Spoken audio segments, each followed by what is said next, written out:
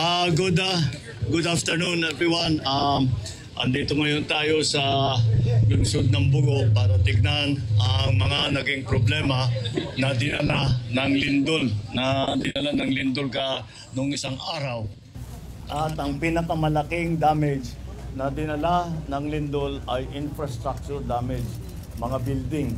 Tapos yung mga gaya sa ospital, ito, tignan ninyo itong City Hall.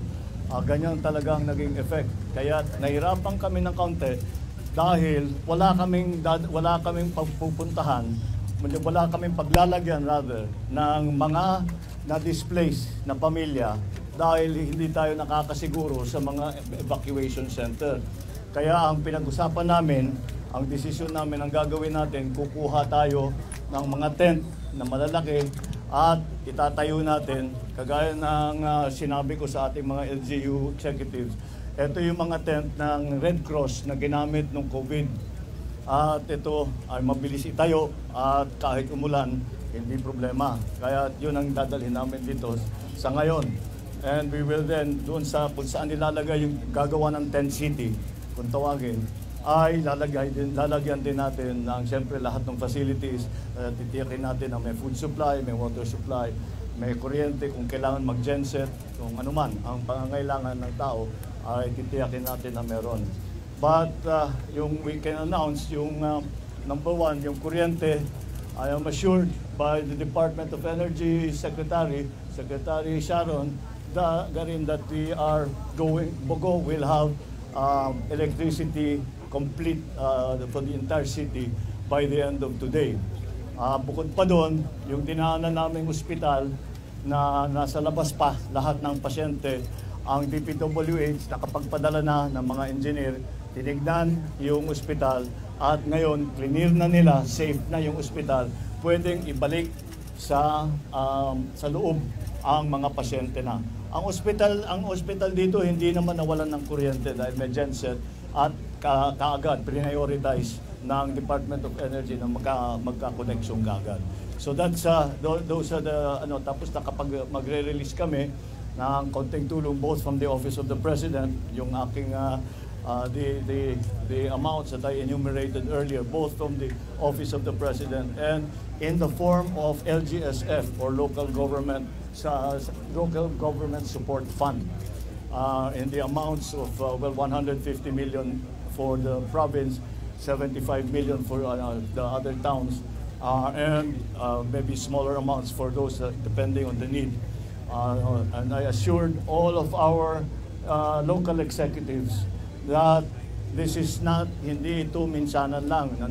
Pag-alis, baka naman isipin nila na pag-alis namin dito tapos na lahat. Hindi. We will continue to monitor, we will continue to coordinate with the leaders, the local leadership, to make sure that maganda ang takbo ng ating rehabilitation and all the support na binibigay natin. We are providing, I don't think, siguro hindi ko na kailangang ulitin, pero again, we are providing for all of those who have been displaced, lalong-lalo na yung mga nawalan ng bahay, binibigyan natin ng 10,000 na cash assistance, at least sa umpisa. Kung kailangan pa nila, baka maulit, titignan natin kung paano na ang takbo ng ating recovery. I would like to assure everybody na hindi tayo, basics lang muna, hindi tayo mauubusan ng pagkain, hindi tayo mauubusan ng tubig para sa ating mga naging biktima.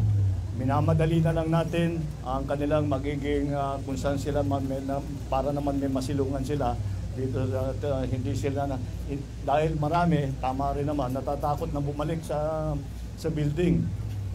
So mas gusto nila dito sila sa labas. So yun ang susundan natin. Yun ang kanilang kagustuhan, yun ang ating susundan. So that's why the proposal is the tent city.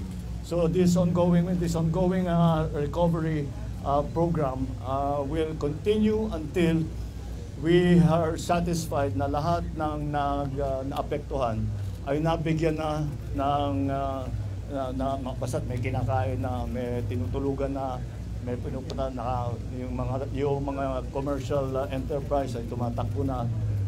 That's the important part. So ganon ang naging situation dito sa Bugo. Yan ang situation in the other towns of Cebu. At we will continue to monitor and we will continue to assist. Thank you very much. Good afternoon.